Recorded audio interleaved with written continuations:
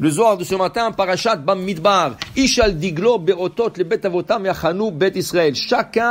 Chaque tribu avait son drapeau dans le désert. Chaque tribu avait son drapeau. Et chaque drapeau avait une couleur différente. 12 drapeaux, 12 couleurs différentes, 12 images différentes.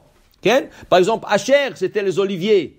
Gad, c'est ça. Dan, c'était le serpent. Chez Fifon, c'est le serpent. Okay? Chaque tribu avait un drapeau avec une image différente. Et c'est comme ça qu'il faisait référence au drapeau.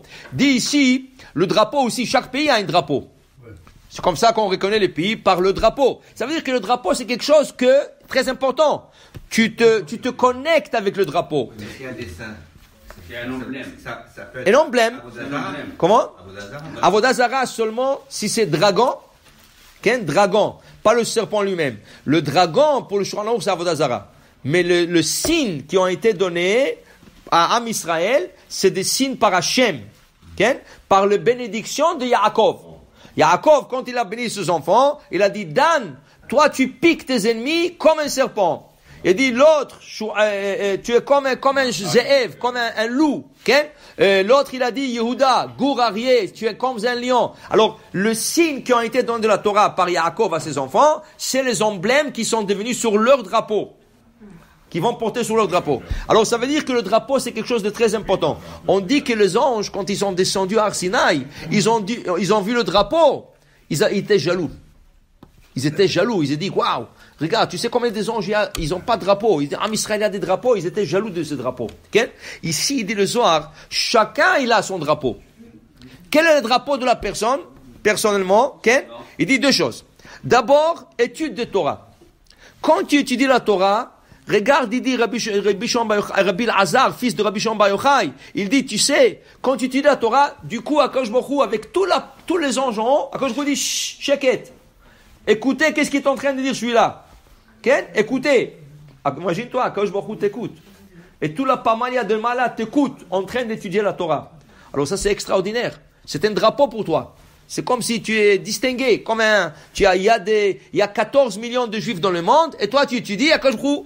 Ashmi'ini et colère. Fais-moi écouter ta voix, je vais t'entendre. Okay? Une. Deux. Il dit ici, Tahazé, viens voir, Barnash, une personne qui fait une mitzvah comme un Kodesh Baruch Hu, cette mitzvah crée un ange. Chaque mitzvah que tu fais crée un ange. Cet ange-là, il vient chez Kodesh Baruch Hu, tout de suite, il monte. Tu as fini la mitzvah, l'ange il monte. Il dit, qui tu es? Il dit, moi, j'étais créé par Ploni. Ce monsieur tel et tel, fils de tel, m'a créé. Okay? Waouh. Il dit, il t'a créé, kol hakavod. Okay? Il dit, cet ange-là, il devient maintenant un avocat. Il devient ton avocat. Okay? Dans le ciel, tu as un avocat maintenant. Okay? Dis le Hafetz Chaim, alav shalom, tu as intérêt de faire le mitzvot comme il faut. Pourquoi? L'ange va être créé selon ton investissement dans la mitzvah. Si tu as fait la mitzvah comme ça, en passant, tu vas voir un ange, mais un petit. Okay? Si tu as fait une mitzvah avec beaucoup de ferveur, il va être géant. Okay? Si tu l'as fait à moitié la mitzvah, l'ange va être handicap. Il va lui manquer un pied ou une main. Maintenant, il dit, regarde, c'est quoi tu vas me dire, c'est pas grave. Un ange, c'est un ange. Oui. Non, c'est grave. Et ça fait une différence. Pourquoi, dit le Hafetz Chaim?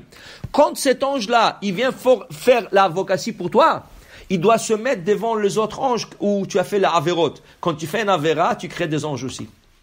Plus que tu fais la avéra avec goût, avec ferveur, avec plaisir, plus que l'ange du mal, il est grand. Maintenant, ce ange de mal, il vient t'accuser. Mais de l'autre côté, tu as l'ange de mitzvot. Il dit, si tu as créé un petit ange, comment tu veux que le petit se défend devant le grand? Okay? Alors il dit, on a intérêt, quand on fait un mitzvah, le faire avec bon cœur, le faire avec ferveur, le faire à 100% comme il faut. Comme ça, ça va être une défense contre l'autre côté du mal. Okay? Alors il dit ici, le Zohar, ce matin, il dit, Ashrem Israël, heureux sont Israël, heureux sont les hommes, okay, qui sont en train de créer des anges par leurs actions. Okay? Maintenant, qu'est-ce qui arrive? Regardez, qu'est-ce qui arrive extraordinaire. Il te dit, tu as créé un ange noir, un ange qui est pas bon.